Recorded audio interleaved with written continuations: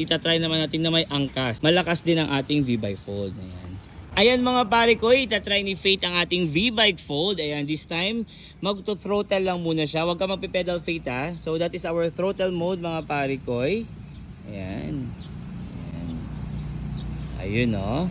So meron itong 48 volts and 10 Ah na lithium battery at 400 watts na motor. So this time naman, Faith, huwag ka mag-throttle.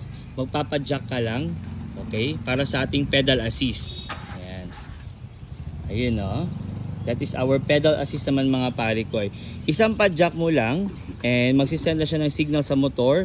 Natutulong siya twice or thrice na lakas ng ating motor. Ayan. So that is our pedal assist. So no need mo na mag-throttle. Ayan. Ayos. And then meron itong headlight at saka horn. This time naman is mag-aangkas naman si Mavi sa likod. Ang laki ng nakaangkas.